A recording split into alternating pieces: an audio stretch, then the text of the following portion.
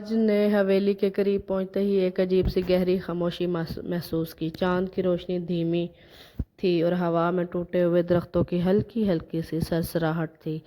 گاؤں والے ہمیشہ اس جگہ کو نظر انداز کرتے تھے، مگر آج راج کی ہمت نے اسے اس خوفناک حویلی کی طرف کھینچ لیا تھا۔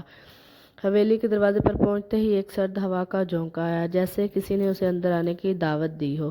جیسے ہی اس نے دروازہ کھولا، اندر کی گہری خاموشی نے اس کا استقبال کیا۔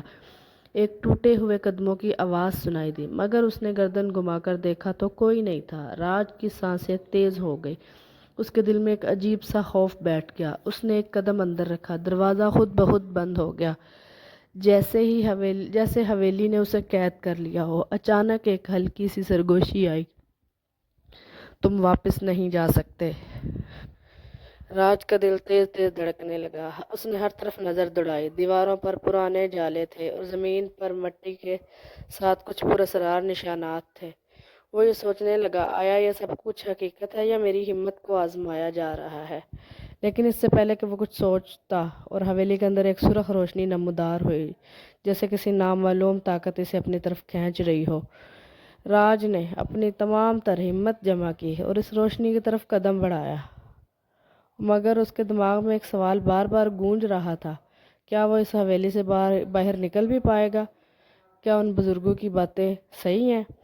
کیا میں اس حویلی میں کہیں پھنس تو نہیں جاؤں گا؟ یہ سوچ لے کر اس نے حویلی کے اندر جانے کی ٹھان لی۔ اور یہ جو حویلی ہے، یہ بھارت کے پہاڑی علاقے میں واقع ہے۔ گاؤں کے قریب ایک پرانی حویلی تھی جو اب سنسان پڑی تھی۔ لوگوں کا کہنا تھا کہ حویلی میں ایک بھول بھلیا ہے، جو بھی داخل ہوتا ہے وہ کبھی واپس نہیں آتا۔ کئی سال پہلے گاؤں کے کچھ لوگ حویلی میں گئے تھے، لیکن وہ واپس نہیں آئے۔ تب سے یہ لوگوں میں افواہیں پھیلی ہوئی تھیں کہ یہ ایک پراسرار حویلی ہے، جو بھی اس کے اندر جاتا ہے حویلی اس کو نگل لیتی ہے۔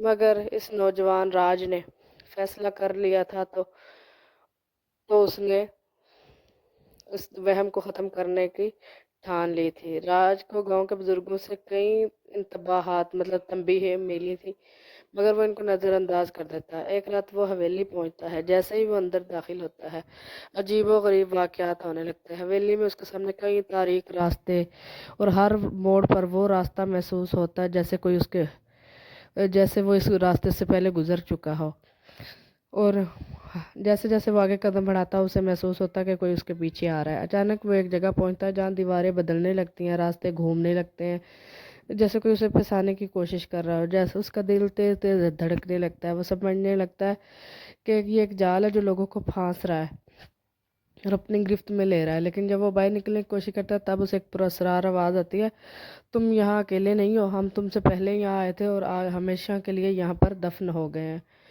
راج کی سانسیں اور بھی تیز ہو جاتی ہیں یہ سرگوشی سن کے، اور وہ دیکھتا ہے کہ اس کے سامنے کوئی نہیں ہے، مگر ہوا میں کچھ عجیب سی حرکتیں محسوس ہوتی ہیں۔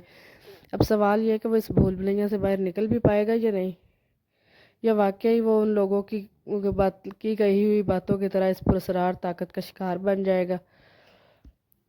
راج خوف کے عالم میں ہر طرف دیکھتا ہے، لیکن کوئی نظر نہیں آتا۔ اس کے دل کی دھڑکن اور بھی تیز ہو جاتی ہے، وہ ایک اور راستہ تلاش کرتا ہے اور قدموں کی آوازیں سننے لگتا ہے۔